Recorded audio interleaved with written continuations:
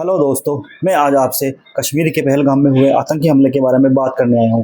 जैसे कि आपने सोशल मीडिया पर सुना ही होगा, 22 अप्रैल को दोपहर 2:50 पर कुछ आतंकवादी आते हैं और पहलगाम के बाईसरान घाटी में घूमने आए पर्यटकों को घेर लेते हैं और उनका धर्म पूछकर धर्म के नाम पर उनकी हत्या कर देते हैं। चारों तरफ सोशल मीडिया पे यही बात फैली हुई है कि उन आतंकवादियों ने धर्म पूछकर उनकी हत्या कर दी। मृत व्यक्तियों में हमारे सेना के लेफ्टिनेंट विनय भी थे, जिनकी हाल ही में 16 अप्रैल को शादी हुई थी और वे अपनी पत्नी के साथ वहां हनीमून मनाने के लिए गए हुए थे। दोस्तों, मैं आपका जो पूरा ध्यान है वो इस तरफ खींचना चाहता हूँ कि चारों तरफ सोशल मीडिया, न्यूज़पेपर, न्यूज़ में हर तरफ यही बात फैली हुई है कि धर्म के नाम पर हत्या कर दी गई। दोस्तों, मैं आपको ये बताना चाहता हूँ कि जो आतंकवादी होता है उसका कोई धर्म नहीं होता।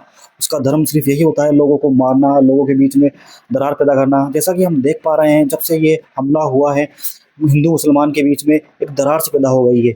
मुसलमान अल्लाह अकबर का नारा लगाते हुए दिख रहे हैं, हिंदू जय श्री राम का नारा लगाते हुए दिख रहे हैं। उनका जो आतंकवादियों का जो मेन मकसद था वो ये था कि लोगों के बीच में दरार पैदा करना, और शायद वो कुछ हद तक कामयाब भी हो गए हैं, क्योंकि चारों तरफ यही हो रहा है।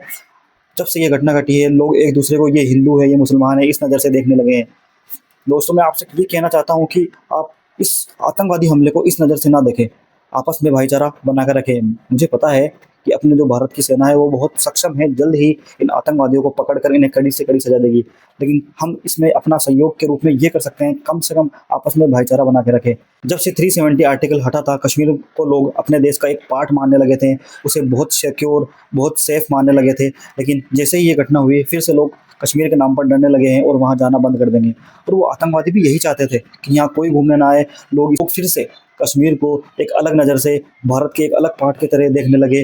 दोस्तों, हमें उन्हें कामयाब नहीं होने देना है। हमें कश्मीर को हमेशा अपने देश का हिस्सा मानना है और आपस में भाईचारा बनाकर रखना है।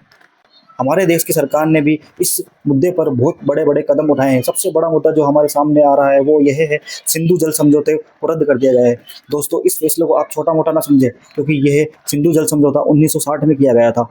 इसके तहत सिंधु नदी का पानी आधे से ज़्यादा, लगभग 80% पाकिस्तान को दिया गया था और बाकी 20% अपने भारत में रखा गया था। वो इसलिए रखा गया था क्योंकि भारत में पानी के और भी सोर्सेज हैं, जबकि पाकिस्तान में नहीं। पाकिस्तान की आज 90% आवाम इसी पानी पर टिकी हुई है, इसी पानी से व्यापार करती है, इसी पानी से वो अपनी फसलें उगाती है। मतलब ये कहा जा सकता है कि वो पूरी तरीके से इसी नदी के पानी पर टिकी हुई है। अगर भारत ये पानी को रोक देगा तो पाकिस्तान की आवाम इससे बहुत बुरी तरीके से प्रभावित होगी।